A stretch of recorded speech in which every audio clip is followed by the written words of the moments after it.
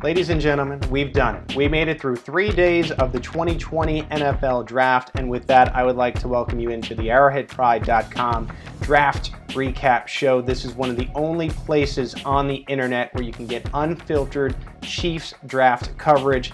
We're just a few years removed from our lead draft analyst, Kent Swanson, not loving the Chiefs' top pick of Breland Speaks. So far, that pick hasn't worked out. You heard that at ArrowheadPride.com night of the draft that we weren't in love with this pick. So you'll hear similar coverage on this draft recap show. Luckily, Ken Swanson likes this draft a little bit more. Again, you'll hear from him in just a few minutes. Here's what you can expect on this show. First thing, I will run through these draft picks. We'll hear from Brett Veach on the top 3 picks, and we'll talk a little bit about the last 3 picks for your Kansas City Chiefs. You'll get to hear from the Arrowhead Pride Nerd Squad. They will weigh in with their favorite pick, their least favorite pick, and they will provide a draft grade for the entire Chiefs draft class. We will get to hear from Brett Veach and Clark Hunt regarding the Patrick Mahomes contract situation, and we'll finish up with the AP quote of the draft. That could come from a Chiefs personnel member, it could come from a staff member, it could come from a member of the coaching staff. We'll finish the show with that, so stay tuned. But right now, let's get into the 6 draft picks for your Kansas City Chiefs. On that first round, running back Clyde Edwards-Helaire out of LSU. The Chiefs go and get a weapon for Patrick Mahomes. At number 63 overall, linebacker Willie Gay Jr. out of Mississippi State. At number 96 overall in the 3rd round, offensive lineman Lucas Niang out of TCU. At number 138 overall in the 4th round, L'Jarius Sneed out of Louisiana Tech. At number 177 overall, defensive end Mike Dana out of Michigan. At number 237 overall, Bo Pete Keeves out of Tulane University. But let's start with Clyde Edwards-Helaire. We didn't know how the Chiefs would go in the first round of the NFL draft. We thought maybe they would take a cornerback, maybe they would take a safety. Instead, they go and get a weapon for Patrick Mahomes, which you have to love if you're a Kansas City Chiefs fan. We asked Brett Veach about this player on Thursday night, and he provided quite the comparison for CEH. I told Coach, I said, wait do you finish up your work on Clyde Edwards-Helaire? He's going to remind you of Brian Westbrook. And Coach called me back. He said, he's better than Brian. So, and that's no slight to Brian because got a chance to play against him firsthand at Delaware, and he was a Ring of Fame honor player in Philadelphia. So he's a unique talent. The guy is explosive. He has the ability to kind of make stuff out of nothing, and that's, I think, the one thing you look at with these running backs. I mean, this guy can consistently make plays when there really is nothing there to be made. So, again, throwing him now with Tyreek and Sammy and Travis and Damian Williams in the backfield, and McCall on the outside, we think it'll be really exciting. The next pick in the 2nd round for the Chiefs was Willie Gay Jr., the linebacker out of Mississippi State. Right away, you saw how the ESPN and NFL Network broadcast began talking about the problems that he had in college. He ended up cheating on a test, got suspended for quite a few games. His final season at Mississippi State ended up being in an altercation with his quarterback. This might have played right into the hands of the Chiefs, and general manager Brett Veach explained. Because he was suspended, and there wasn't a large volume of work this year on his tape, we didn't know where the league would be. We were certainly high on him from the get-go.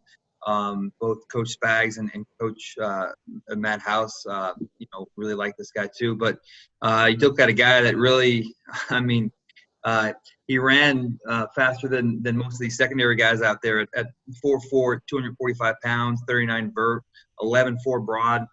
And I think if this guy comes back to school next year, Adam plays a full season and is healthy, you're looking at a 1st-round pick. The next player in this draft was offensive lineman Lucas Niang, and he's an interesting player because he could serve as a short-term and a long-term solution for the Chiefs. Brett Veach explained. Guy that can play some guard too. So, we think he can come in right away and the kid is smart and challenge a guard and then potentially work and develop at both right and left tackle. So 2 guys that we think have tremendous upside and are both extremely versatile. So there you have it, the last 3 players in this draft. L'Jarius Sneed, you could see the Chiefs were really excited to get this guy when they called him in his home, and they were saying he could play a multitude of positions. He could play safety and cornerback, but he will end up playing cornerback predominantly for the Chiefs. Mike Dana is an upside defensive end. He provides the Chiefs with some depth. And the Chiefs traded back in for Bo Pete Keys because they felt that he is worth the reward for the risk of sending that 2021 sixth-round pick to the Tennessee Titans to get in there and take Bo Pete. So that is your 2020 Chiefs draft class. I like it a lot. I'm going to give this class an A. I think the Chiefs did a really good job. We won't know until a year from now exactly how we should feel about this draft class, but right now, all the pundits, all the analysts out there seem to like this Kansas City Chiefs 2020 draft class.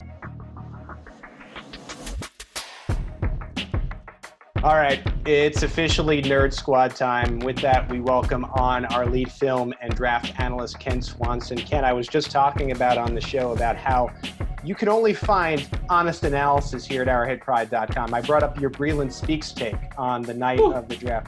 You were not a fan, and so far, let's be fair, it hasn't worked out yet. Maybe that could change, but I like that we give the honest opinions here at arrowheadpride.com, and I want your honest opinions now. We look at this Kansas City Chiefs draft. They come away with 6 players. Who was your favorite pick in this draft? Breland Speaks is running out of time, by the way. You know what? My favorite pick of this draft was the guy that they went and grabbed in the 7th round. It was Thacarius Bo Pete Keat. Don't call him Thacarius unless he's in trouble, he says. I love what they got with him going back into the 7th round of the draft, trading a 2021 6 to go grab Bo Pete Keys, who I think if the Chiefs had taken him in the 5th round pick, I would have been elated. I would have given that pick an A+. I love the idea of double dipping at cornerback, a position that they're light on, a position that they didn't invest a top 100 pick on. Instead, they go take L'Jarius Sneed in the 4th, and then they go back into the draft to make sure that Thacarius Bo Pete Keys does not get to undrafted free agency. Love the idea. And I think both of those guys have a chance to be contributors and are tailor-made to play for Steve Spagnuolo. I think Chiefs fans will love hearing that, considering the 7th round can sometimes be a throwaway round where the guy may not even make the team. So for you to be that high on the Chiefs 7th rounder is a good thing. Let's turn it to the other side. Who was your least favorite pick? Well, it's the guy that they took instead of Bo Pete Keys in round 5. It's Michael Dana. I don't completely get the pick. He actually does not really fit any of the thresholds that Steve Spagnuolo typically is used historically. And I'm sure Maddie will probably talk about this because my guess is Maddie's least favorite pick is this guy too, because frankly, I don't think any of us are upset with any pick besides Michael Dana, if we're being completely honest. And he still has a chance, but he was an unproductive player in the Big Ten this year after coming from Central Michigan. Obviously, the Chiefs are very high on him. They're very excited about him. It seems Brandon Daly is extremely excited on him based on the call for his pick. So, Dana's really the only thing that I'm upset with this entire draft. So that's a good thing. It's the 5th round pick. I hate to be the guy to make a hashtag out of this, but it feels like hashtag down on Dana is too easy right now for me. Well, let's put that one back in. Let's workshop it a little bit. I want to ask you about your draft grade. So you take all 6 players. You said your favorite pick was the 7th rounder. You weren't high on Dana. What did you think is this draft class as a whole? I got to give it an A, and I'm a harsh grader. Talk to me in 2018 and see what I thought about their draft class. I'm giving it an A. I think they did an outstanding job. And even, if you look at the totality of the class, I think you can feel a little bit more comfortable taking, Clyde Edwards-Helaire, even though, the running back isn't the highest positional value. You could argue it's the lowest positional value position. They got the best one. They got one tailor-made for them and a guy that can really catch the ball.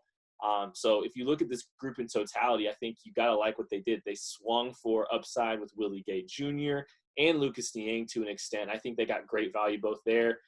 Double dipping at cornerback, I think, is a great process. If they had done something a little bit differently in the 5th round, I'd probably give them an A+. But I can't get too mad at a 5th round pick, and he still could prove me wrong. Don't get me wrong. That's Kent Swanson. He is our lead film and draft analyst. You can catch his stuff at arrowheadpride.com. You can catch him on Twitter at Kent_Swanson. Kent, thank you for joining us. Yeah, thank you. And with that, we turn the page now to Craig Stout, our defensive film analyst at arrowheadpride.com. Craig Stout. Craig, draft is over. The Chiefs get 6 new players via the draft. How did you feel about it? Who was your favorite player in this draft? Oh, my favorite player in this draft is Willie Gay Jr. I have been begging the Chiefs to put some athleticism at the linebacker position for a long time, and they did. He is a little bit of a freak athlete. He's got a little room to grow. I think he's got one of the highest ceilings of anybody in this class at the linebacker position. So I love him, and I love what he's going to be able to do because I think he's going to start day one for the Chiefs. As your editor, Craig, I have felt for you over the years. I watched you struggle through having to watch Bob Sutton. And slowly but surely, this defense is starting to match the offense as far as quality. And I know it's still not there yet. You are dealing with the best quarterback maybe we've ever seen at the beginning of his career. But I think that's another step in the right direction. I want to ask you about your least favorite pick of this draft. Oh, man, my least favorite pick was probably, let's go Lucas Niang, because I think everybody is kind of harping on Michigan. I don't dislike Lucas Niang. I just think that he's going to take another year here. He has an injury history. Right. They're kind of banking on him to recover. Now, if he comes out healthy, if everything's okay, because his 2019 tape was not good. 2018 was better.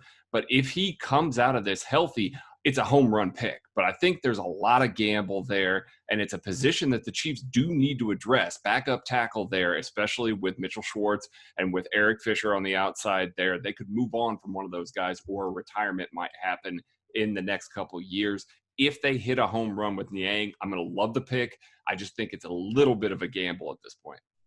Yeah, you're right about that injury, and covering this team now for a couple of years, being an NFL reporter for a couple of years, it does sometimes take till that second year until you get the guy to be 100%. So I am a little bit worried about that hit myself.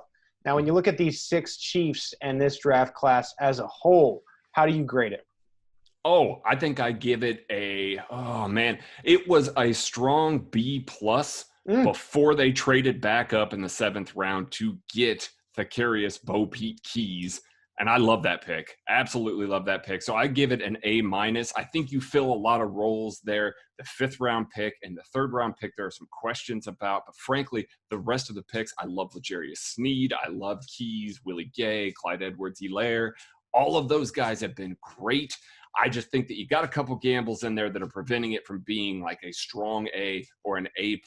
But I love the positions they addressed. I love the athleticism that they put on the field there. So I'm on board with it. I dig this draft a lot. That is defensive film analyst Craig Stout with some analysis there. You can catch his stuff at arrowheadpride.com and his stuff on Twitter at Barley Hop is the Twitter handle there. Right now, we're going to turn it over to the last member of the Nerd Squad, Matt Lane. Matt, I need to know, of the 6 Chiefs picks in this draft, who was your favorite pick? Man, that's a hard question. I loved almost all of these picks here. They're all right there at the top. I think the value of Lucas Niang, offensive tackle / guard out of TCU, just that value is hard to overcome. Getting him at the end of the 3rd round, I think he's going late first if he was completely healthy, so that value is hard to ignore. I'm going to go with him. I hope he gets a chance at tackle first just because I really like his feet and his athleticism out there on the end. Quick follow-up for you. I mean, you got to watch this guy, I'm sure, a little bit even more after the NFL draft was over and he became a Kansas City Chief. Do you think he would be an all right guard at left guard for the Chiefs next year? Yeah, I absolutely think he could play guard. He'd be good if he kicks into guard, maybe even great. I just like his athleticism a lot for tackle. I think his footwork's really nice. At guard, I get a little worried that his hands, his arm technique, his punch technique's a little wide and sloppy sometimes. It's a little better at tackle because he can use his athleticism to mirror guys. I'm afraid defensive tackles could power him a little bit, but I think he figured out, with better coaching. I just really like the athleticism outside. All right, continuing on here, I want to ask you about your least favorite pick. Who didn't you like in this draft class? I don't even want to say I didn't like him. I just don't understand the Mike Dana pick, the defensive end out of Michigan. He doesn't fit the Steve Spagnuolo normal defensive end, and he's definitely a defensive end body type. He's real thick in the lower body, very linear, explosive, just not super agile, so I don't think you're going to see him kick off ball. he's not a super polished pass rusher with great bend either. So he's kind of like a run defending but shorter, stockier defensive end. It's also the 5th round, so he obviously impressed the coaches, so it's not like I dislike the pick. I just think of a hard time seeing his path onto the field early on. Now, before we got on the show, you said you actually really did like the Chiefs draft class. Besides Dana, how will you grade this class as a whole? I think as a whole, like when I grade a draft class, especially with the Chiefs, because I follow them so closely, I have an idea of what I think their offseason plan is, and I think you have to include that with the draft class. You can't just grade the draft in a vacuum. So as far as running it back in 2020 and then drafting high ceiling developmental guys for the future, great draft. I give it an A- overall. The only thing like I said, I think I could have improved on was that Mike Dana pick, but day 3, can't go wrong with an explosive guy that the coaches are impressed with. That's Matt Lane. Catch his great stuff on arrowheadpride.com. You can catch him on Twitter at Chief in Carolina. Thank you for joining us. With the NFL draft over, the next question on the minds of all Chiefs fans is, when is this new contract for franchise quarterback, MVP, Super Bowl MVP Patrick Mahomes going to get done? We had some new information from Clark Hunt and Brett Veach this weekend, now turning the page on the NFL draft and focusing in on Mahomes. I really, can't say it's something that's going to happen in the next, 3 months or 6 months. It's a priority for us, and it's also a priority for Patrick's team. So I know it's something that's going to get done in the near term. Anytime that we're talking about a big contract for the Kansas City Chiefs, I'm intimately involved in those conversations with Brett and his cap staff. And I don't want to say we've been talking about this weekly, because Brett's been very focused on the draft. As you know, and I know you've spoken to Brett and Andy, a lot of preparation had to go into turning this into a virtual draft, and that was a challenge for everybody. So, Patrick's contract hasn't been a priority here over the last month, but going forward it will be. Well, I think, you rely on communication, trust, creativity, dialogue. We have time, and I think the ultimate goals for both camps are the same, and that's to establish a long line of winning here and continue. Certainly the foundation was laid from the day we drafted him, and then going to the AFC Championship game, and the following year following that up with the Super Bowl win. His goal and his mindset is the exact same mindset that we're in, and that's just to win championships here and create legacies. Pat wants to certainly create his own legacy, and he wants to do that in Kansas City. And we want to establish, a long line of winning Super Bowls here. So I think at the end of the day, we all understand the dynamics that go into making that happen, both individually and as a team. So, like I said, the good thing is that there isn't a kid that believes in team more than Pat, and we'll have a lot of time. But the fact that there's dialogue, and there will continue to be dialogue, and there's a lot of trust and faith in each other, I think will help us as we navigate the next few months. The fact that Brett Veach and Clark Hunt are both calling the Patrick Mahomes contract a priority should ease the mind of Chiefs fans moving forward. I think this thing gets done by the time the Chiefs reconvene. Right now, they're doing everything virtually, as to be expected. The expectation, or the loose expectation, I should say, is that this team resumes in person for what would be training camp. So I think Mahomes has a record-setting deal by then. Now, the other elephant in the room is defensive tackle Chris Jones, who's currently franchise tagged. We know that deadline is coming up July 15th to get something done with him.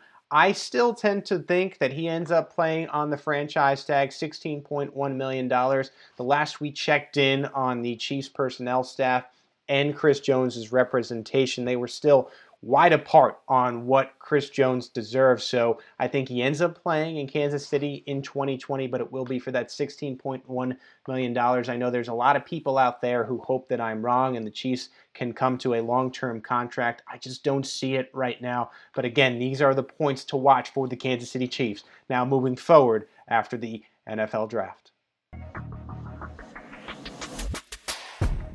Now it's time for the moment you've been waiting for, I would think, the quote of the NFL draft when it comes to Arrowhead Pride. And, of course, it goes to Chiefs head coach Andy Reid. We'd all like to be able to get back and get things back to normal, but that might take a little bit. And if it does, then we keep pounding it out the best we can do, and we're always going to try to maximize that with a positive attitude. Put on the Tommy Bahama and let's go. By hey, doggone it, you just feel a little bit better, man. Let's play that last part one more time. Put on the Tommy Bahama and let's go. By hey, doggone it, you just feel a little bit better, man. We always love the energy from Chiefs head coach Andy Reid, and that is a nice bow to what has been the Arrowhead Pride Draft Recap Show. We appreciate you joining us. If you like what you see, please leave a comment below. Please subscribe, and of course, catch us and all of our stuff at arrowheadpride.com. My name is Pete Sweeney. Thank you for joining us.